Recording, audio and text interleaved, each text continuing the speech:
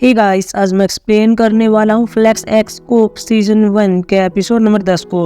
अगर आपने पिछले एपिसोड नहीं देखे हैं तो लिंक आपको डिस्क्रिप्शन में मिल जाएगा।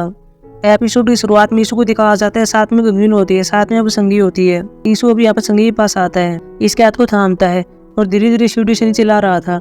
संगी यहाँ पर इसे कहती है कि मैंने सुना कि ऐसे लोग मर गए हैं जिनमें मैनर नहीं है।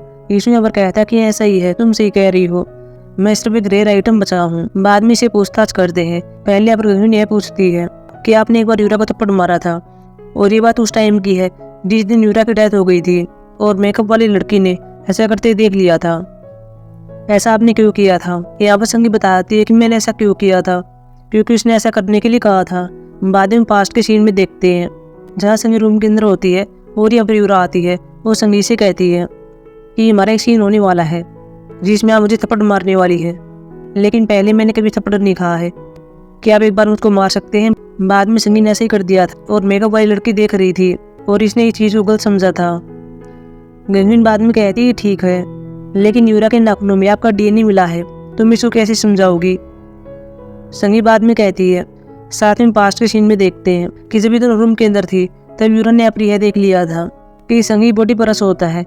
वही से इसके बारे में बताती है और बाद में कहती है कि क्या मैं मरहम लगा दूं? यह बस संगी ने यहाँ पर दी थी और बाद में यूरा ने ऐसे ही किया था और डीएनए इसके नाखूनों पर आ गया था।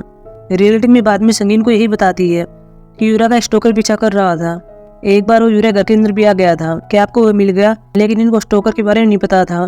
बाद में बाहर आते हैं, गंगीन फॉरेंसिक डॉक्टर के पास कॉल करती है और कहती है कि क्या डीएनए के साथ कोई मरहम थी और यहाँ पर यहाँ बढ़ते हैं, यानी कि संगी सच बोल रही थी। अगले सीन में गंगीन को दिखाया जाता है, साथ में ब्यूंगशिक होता है, साथ में चांदगन होता है। चांदगन यहाँ पर कह रहा था कि वह अपराधी साबित हो गया है तो तुम केस को क्लोज क्यों नहीं कर रहे हो? लेकिन यहाँ पर गंगीन कहती है कि वो अपराधी नहीं है, उसके पास यूरा को मारने का कोई मोटिव नहीं है। चांदगन यहाँ पर कहता है कि मोटिव जरूरी नहीं होता है, लेकिन ब्यूंगशिक यहाँ पर गंगीन का साथ देता है और कह रहा था कि मोटिव भी जरूरी होता है। चांदगन बाद में इसको देखकर थोड़ा हैप्पी होता है और कह रहा था कि ठीक है, तुम्हें 2 दिन और दिए जाते हैं। बाद में चांदगन चला गया था। अभी यहाँ पर ब्यूंगशिक गंगीन से कह रहा था कि मैंने तुम्हारी हेल्प नहीं की है, मैंने अपनी राय दी है। बाद में गंगीन अपनी टीम के पास आती है। यहाँ पर गंगीन कह रहा होता है कि मुझे एक वीडियो मिली है जो कि यूरा के बारे में है, लेकिन वो क्लाउड में है, हम सीधे नहीं देख सकते हैं, हमें इसकी परमिशन लेनी होगी। गंगीन यहाँ पर गंगीन से कहती है कि तुम क्लाउड वालों से हेल्प लो।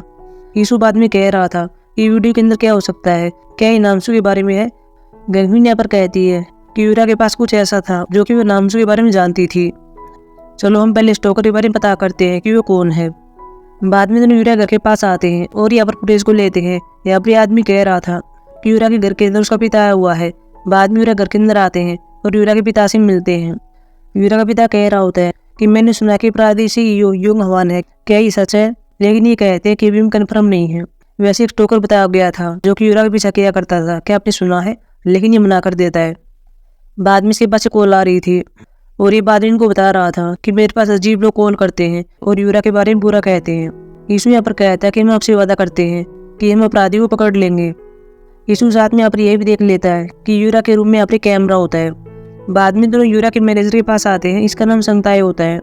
गंगीन यहाँ पर संगताई से कहती है कि यूरा का वो स्टोकर पीछा कर रहा था, क्या सच है? यहाँ पर संगताई यहाँ बढ़ता है और कह रहा था कि वह नामसू ही है, वही यूरा का पीछा किया करता था। उसने भले यूरा की सिफारिश की थी और उसे मेन रोल मिल गया था, लेकिन इसके बदले वो डेटिंग करना चाहता था, लेकिन यूरा ने मना कर दिया था। बाद में नामसू ने कुछ फोटोज अपलोड की थी जो कि यूरा की थी। उसने फोटोज को अपने सोशल अकाउंट पर अपलोड कर दिया था और नामसू के फैंस यूरा को ऑनलाइन हरेस करने लगे थे। हमारे पास गंदे लेटर्स भी आने लगे थे जो कि यूरा के बारे में थे। नामसू किसी न किसी तरह करके यूरा को अपनी जेब बनाना चाहता था। बाद में संगताई कुछ मैसेज को दिखा रहा था जिनकी फोटोकॉपी की हुई थी, जिनमें नामसू यूरा को गाली बक रहा था। संगताई पर कह रहा था कि यूरा इन सबको एक्सपोज करने वाली थी, लेकिन मैंने मना कर दिया था, इसलिए उसने ऐसा नहीं किया। अगले सीन में जुनियन को देखते हैं जो कि गाड़ी के अंदर बैठा हुआ था और नामसू को देख रहा था जो कि एक लॉयर से मिल रहा था। बाद में ईशु को दिखाया जाता है, साथ में गंगीन होता है, दोनों गाड़ी के अंदर होते हैं। गंगीन यहाँ पर कहती है कि यह नामसू अपराधी हो सकता है, मुझे ऐसा नहीं लगता, उसके पास कोई मोटिव भी नहीं है। वैसे भी टाइमिंग तो यही कह रही है कि होटल के अंदर नहीं था जब यूरा की डेथ हुई थी, यह चीज इम्पॉसिबल है। यीशु यहाँ पर कहता है कि ये काम हो सकता है, उसने किसी को कह दिया होगा कि तुम्हें यूरा को मारना है, वह खुद ये काम नहीं कर सकता है क्योंकि वह एक एक्टर है। अगर वैसा काम करता है तो उसे पता है कि उसकी लाइफ बर्बाद हो जाएगी, इसलिए शायद उसने ऐसा नहीं किया है।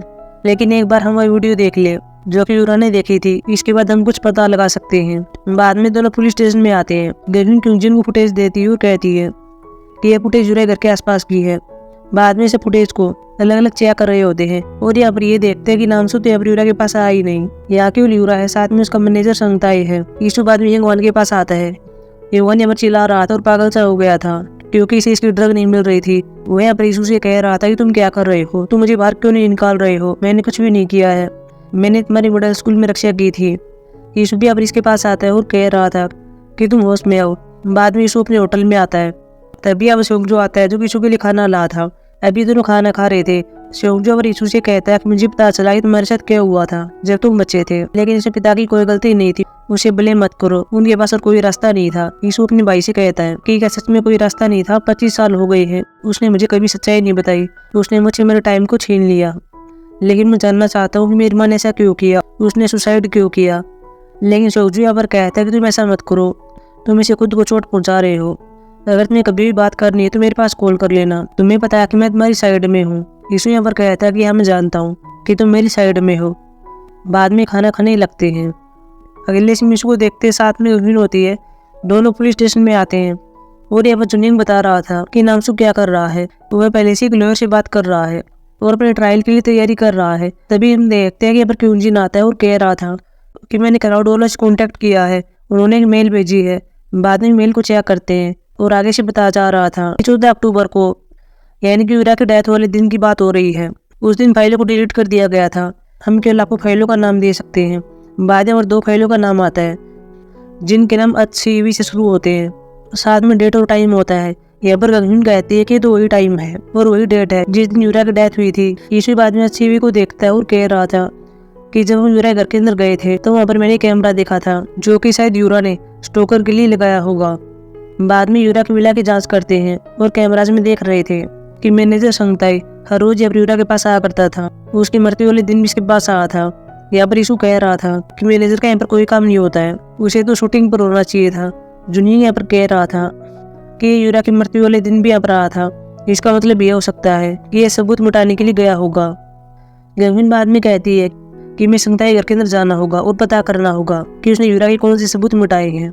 हमें उसके SD कार्ड को लेना होगा ताकि उसमें वीडियो देख सकें। बाद में संगताई के अपार्टमेंट के पास आते हैं, लेकिन यहाँ पर कोई नहीं होता, अंदर से बंद होता है। बाद में बिल्डिंग के ओनर के पास आते हैं। ईशु अपनी पावर का यूज करता है और कह रहा था कि मैं बिल्डिंग खरीदना चाहता हूँ, एडवांस में इतने पैसे दे रहा हूँ और मुझे इतने नंबर वाला रूम पसंद आ गया है और मैं उसको देखना चाहता हूँ। बाद में याद में ऐसे करता है, संगताई के रूम को यहाँ पर ओपन करता है और फिर ये अंदर जांच कर रहे थे। गविन पहले यहाँ पर पेन ड्राइव को देखती है और बाद में वीडियो को अपने फोन में डाल लेती है। ईशु बाद में अंदर रूम को चेक कर रहा था और यहाँ पर यह देख लेता है कि यहाँ पर ये सब है क्या। हर जगह यहाँ पर यूरा की फोटो है, साथ में संगताई भी होता है और ऐसा लग रहा है कि ये दोनों शादी करने वाले हैं।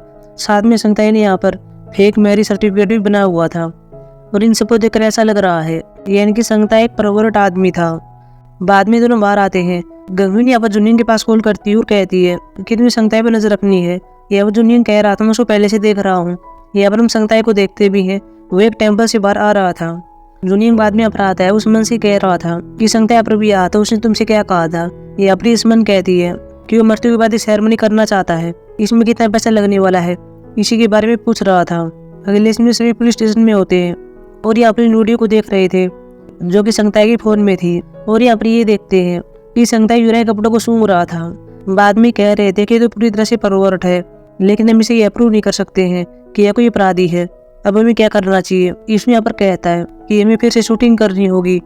बाद में इस कंपनी के लोगों से मिल रहा था, इनको बताता है कि हम शूटिंग फिर से शुरू करने वाले हैं, लेकिन उससे पहले एक छोटा सा फ्यूनरल करेंगे जो कि यूरा के लिए होगा। हमें ये सब करना होगा ताकि यूरा की आत्मा को शांति मिल सके। हालांकि हम यहाँ पर यह देखते हैं कि यहाँ पर मैनेजर संगताई नहीं होता है। अगले इसमें सभी को साथ में देखते हैं, यहाँ पर संगताई भी होता है। ईशु और बाकी सभी यहाँ पर पहले से मिले हुए थे। यहाँ पर एक समन भी आ गई थी और उसने यहाँ पर कुछ ऐसा कर दिया था कि यहाँ पर मानो यूरा आ गई है, लेकिन ये यूरा नहीं थी, ये गविन होती है। लेकिन संगताई पागल सा हो गया था और इसे ऐसा लगता है कि यूरा होती है। ये यूरा के पास आता है और कहता है कि ये सब मेरी गलती है, मुझे माफ कर देना। यूरा अपनी से कहती कि तुमने ऐसा क्यों किया। यहाँ पर संगताई चिल्लाता है और कह रहा था कि मैं तुमसे प्यार किया करता था। और बाद में सीन को देखते हैं और यहाँ पर यूरा एक वीडियो देख रही होती है इसे संगताई के गंदे इरादों के बारे में पता चल गया था और बाद में संगताई से इसके बारे में पूछती है। मैंने अपने रूम में कैमरा फिट किया हुआ था, उसमें ये सब रिकॉर्ड हो गया था, मैं तुम्हारी रिपोर्ट करूंगी। बाद में जारी होती है, लेकिन संगताई इसको रोकता है और कह रहा था कि तुम ऐसा क्यों कर रही हो, मैं तुमसे प्यार करता हूँ। वैसे हम शादी भी करने वाले थे, मैंने अपना नया घर देख लिया है।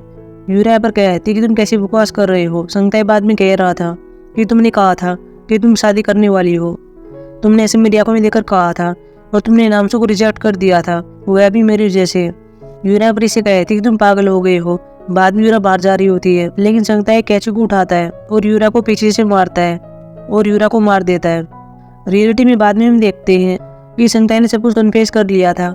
बाद में इसको यहाँ पर पकड़ लिया जाता है। यीशु भी यहाँ पर गंगून के पास आता है और कह रहा था कि तुम्हारी एक्टिंग बहुत ही अच्छी थी, क्या तुम एक्ट्रेस बनना चाहोगी, मैं तुम्हारा इन्वेस्टर बन जाऊंगा, लेकिन ये मना कर देती है।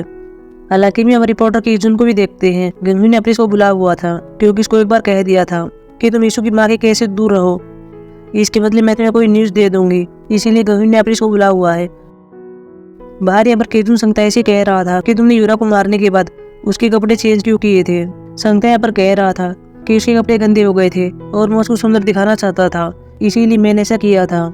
यीशु भी यहाँ पर समन से मिल रहा था और कह रहा था ये आपने जो काम किया उसके लिए थैंक यू, और बाद में अपनी माँ के बारे में पूछने वाला ही था, लेकिन समन कह देती है कि क्या तुम तुम्हारी माँ से मिलना चाहते हो, लेकिन तुम्हें नहीं लगता है कि तुम बूढ़े हो गए हो, जो चला गया उसे जाने दो, अगर तुम ऐसा करोगे तो तुम्हारी माँ की आत्मा को शांति नहीं मिलेगी, लेकिन तुम्हारे मन में जो सवाल है उनका जवाब तुम्हें एक दिन मिल जाएगा।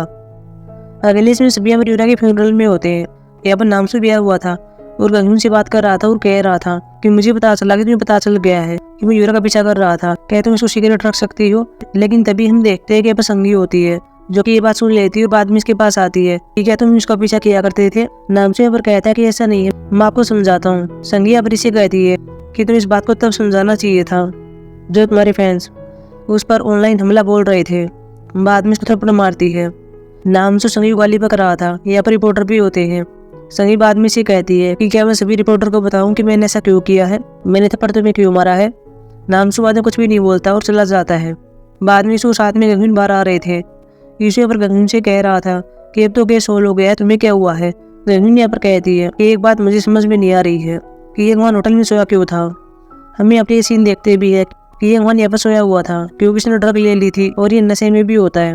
और पास में हम यहाँ पर संगताई को देखते हैं जिसके हाथ में कैंची होती है जिस पर खून लगा हुआ था। अगले इसमें यीशु को देखते हैं जो कि अपनी गंगून के पास आता है और इसको बाहर कर देता है कि अपनी गंगून कहता है कि तुम बहुत ही अच्छे हो। लेकिन बाद में अपन नशा मुक्ति सेंटर से लोग आते हैं और इसको पकड़ लेते हैं। यीशु बाद में इसे कह रहा था कि अपने को ड्रग लेना छोड़ना होगा। ये वन अपनी से कह रहा था तुम मेरे सच्चे दोस्त नहीं थे, मैं तुम्हारे साथ ऐसे ही रहा करता था क्योंकि तुम अमीर थे। ये अपनी यीशु कहता है कि मैं जानता हूँ और मैं तुम्हारे साथ इसलिए रहा करता था क्योंकि मैं अकेला था, इसलिए आगे से अब सच्चे दोस्त बनाना। बाद में ये गंगून को ऐसे ले जाते हैं। यीशु बाद में बाहर आता और पैदल जा रहा था। गंगून गाड़ी लेकर इसके पास आती है और घर पर चलने के लिए कह रही होती है, लेकिन ये कहता है कि मैं होटल में जा रहा हूँ। गंगून कहती है कि कोई बात नहीं है, मैं तुम्हें होटल में छोड़ दूंगी। बाद में दोनों गाड़ी में जा रहे थे। अभी अगर गंगून यह बताती है कि तुम अपने घर पर नहीं जा रहे हो, लेकिन तुम उन बुरी यादों को क्यों याद कर रहे हो। तुम्हारी माँ के साथ तुम्हारी अच्छी यादें भी होंगी, तुम उनको याद कर सकते हो और उस घर के अंदर रह सकते हो। यीशु भी बाद में अपने माइंड को चेंज करता है और घर पर चलने के लिए कह रहा था। बाद में अपने घर पर आता है और यहाँ पर कुछ पास्ट के सीन बात करता है जहाँ पर यह होता है साथ में इसकी माँ होती है और दोनों यहाँ पर हैप्पी होते हैं। वही रात को गंगून को देखते हैं। इसके पास एक कॉल आती है जो कि एक आदमी ने की थी, इसका नाम सियोंग वूक होता है। वो बता रहा था कि मैं ओरियन कमेटी का मैनेजर हूँ, मैं आपको याद तो हूँ ना। गंगून कहती क्या तुम याद हो। यहाँ पर सियोंग वूक कहता है कि मैं सब कुछ रिवील कर दूंगा, मैं आपसे मिलना चाहता हूँ। अभी यहाँ पर ये दोनों एक जगह पर मिलने वाले थे। गंगून यहाँ पर एक जगह पर आ जाती है और यहाँ पर सियोंग वूक का वेट कर रही होती है, लेकिन सियोंग वूक भी यहाँ पर यह देखता है कि मेरे पास कुछ लोग आ गए हैं जो कि मुझे मारने के लिए आए हैं। हालांकि सियोंग वूक को पता था कि ये लोग कौन है, वो ऐसे भाग रहा होता है, लेकिन ये लोग इसको मार देते हैं। और गंगून यहाँ पर इसका वेट कर रही होती है और इसके पास फोन कर रही होती है, लेकिन कोई रिप्लाई नहीं आता। और अभी अपनी इस केस को गंगून और इसकी टीम सोल्व करने वाली है और यह केस बहुत साल पहले का है और बाद में एपिसोड समाप्त हो जाता है। सो गाइस, अब हम मिलेंगे एपिसोड 11 में जो कि सैटरडे को आने वाला है। तब तक के लिए बाय।